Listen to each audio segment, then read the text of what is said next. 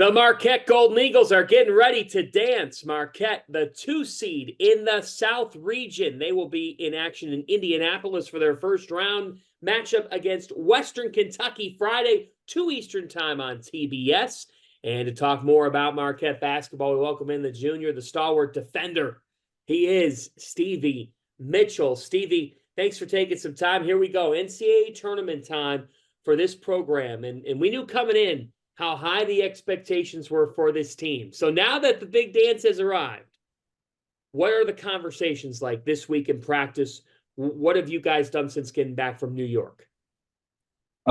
Since getting back from New York, we kind of just, got our mindset right about heading into the tournament, just focusing on it, as 114 tournament at a time and just taking it step by step, focusing obviously on our first game and then just, being grateful about the opportunity we have ahead of us and being grateful about each moment that we get. Because for guys like, Oso, Tyler, this could be, the last time they get to play college basketball. So it's important to make the most of each and every game that we have and each and every practice and each and every moment. So I think that's the biggest thing, we've been focusing on, just, being our best us, but then also being grateful for, the opportunity we have. For you, 33 points in 3 Big East tournament games. You're in a rhythm. You're doing it on both ends. How do you feel about your own evolution? And I always hear you guys talk about the ways that your coaching staff have helped you develop throughout the course of your career. This season alone, how would you say you've evolved as a player because of being in this Marquette program? I would say that just kind of the biggest thing for me was, starting off the year, I just, focus on kind of similar role to last year, but just kind of just being better at that role. And it didn't actually start off how I wanted to, especially offensively. I, spent a lot of time, working on my shot during the off season. Started the first season off, missed I think like my first 15 threes, shooting 8%, in I think non-conference play I did. But I mean, just the confidence my teammates and my coaches have put in me, just keep working, just keep trusting the process, keep sticking with it, and just focusing on the right things for the right reasons. And for me, that's just my focus on my teammates and focus on winning. And I feel with that mindset, I feel like I've been able to approach every game better, just being able to enjoy the opportunity to get to play. And that kind of just took all, worries out of it and just let me go out there, have fun and, just let, how hard I work, offensively and defensively and just on my body, just, flourish and just let me be myself more and just, get better. Your coach, Shaka Smart, said Sunday night that the full plan is what it's been for your point guard Tyler Kolek to return on Friday against Western Kentucky. In practice, has it been an all systems go for your point guard? We actually haven't practiced since we've been back from the Big East tournament yet. Coach gave us Sunday and then Monday off, just to get our bodies right. Obviously we had 3 tough games back to back to back, so he gave us 2 days to get our bodies right. But Tyler's been working out, getting ready, and we had practice today, and we're planning to get the all practice in that. So I'm looking forward to it. Do you know anything about Western Kentucky, your opponent? Yeah, I know they're actually. I was talking to one of our managers after class today. We were walking back from class. He was telling me that they're number 1 in the country in tempo, how fast they play, which is I think if you're number 1 in the country in any stat, that's extremely cool. Just because there's so many teams in the country, and just being number 1 in that, especially just playing fast. Just we like to play fast, but we're not number 1 in tempo, so we got to prepare for that, prepare for, the speed they play at, and then just, be able to stay under control and, play our way still. But we like to play fast as well. So I think it's going to be a fun game. It's been over a decade since Marquette made the Sweet 16. You just said it. It's a 4-team tournament. You have to win a game to then get to another game to do that, to get to the next 4-game tournament. What would it mean for you to be part of that group that gets Marquette back on that map? It would mean a lot, especially because that's just, after last year, losing to Michigan State.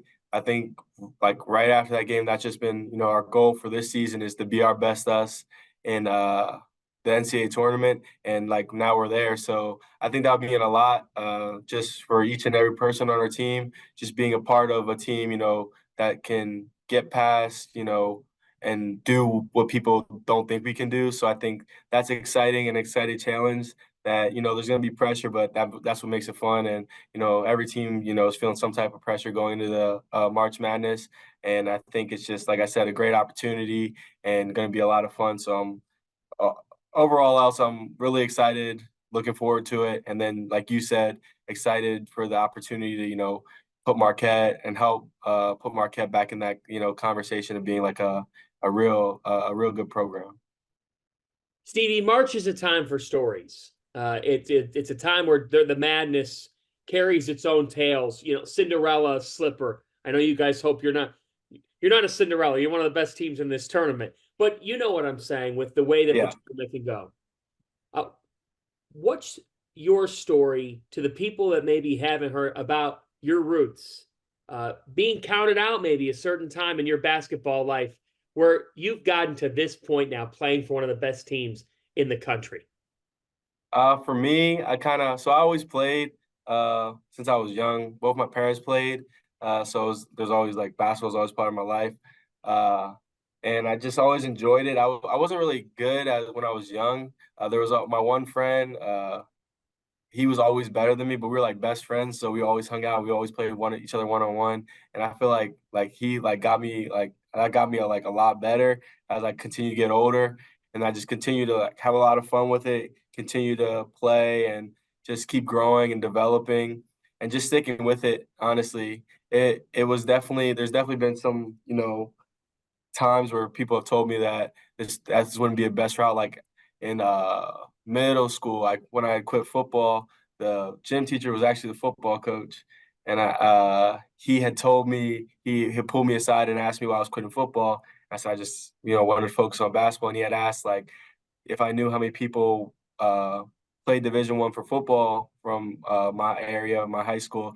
I was like, and, some people have won. We had a lot of actually successful football players. So I was like, yeah, a few. And then he asked how many people I played basketball Division I from my high school, and I didn't know of any. So I said none. So he was like, so why are you quitting football? This is the best opportunity you can have to play at the next level. So that's one thing. I mean, I'm cool with him to this day now, kind of just something to joke about. But that's one thing. Just when I was young, just growing up, it wasn't always like it wasn't ever again. Even when I got my first offer, I know Coach Ash Howard he offered me when he was at LaSalle, and then it just didn't even feel real. So I like called him right after I left the campus just to, like to make sure he said that and like said make sure I could like post it on Twitter because it just didn't feel real. So just growing up, it was never really something I just played because I loved it and just continue to play because I loved it. And it was always surprising myself with the coaches who would reach out and coaches who come to the games and just the whole recruiting process. But it's definitely, really cool for me to be at this position now and just, go back home and, talk to the younger kids and tell them they can do the exact same thing as long as they just, love the game, stick with it. Because there's not really many people from my high school specifically that go Division I, but I feel like there's a lot of young talent that at home now, and I feel like there will be, some people in the near future that will. So well said. So well said. As we turn the page to this weekend, again, Marquette in action against Western Kentucky. This game is Friday, 2 Eastern time on TBS. Stevie, along those lines, how much did you think growing up, I'd love someday to be part of that March Madness highlight reel? And now you actually get to step on the court again and you guys control your destiny. You can be a part of that highlight reel with that Mhm. March Madness music. Yeah, I think it's just really cool. I think that's kind of the main thing with just like the gratitude, just like thinking it back to when like we were all in high school, middle school, whatever, and we'd be begging our teachers, to cut on the March Madness games going on and just watching those in class while we did our work.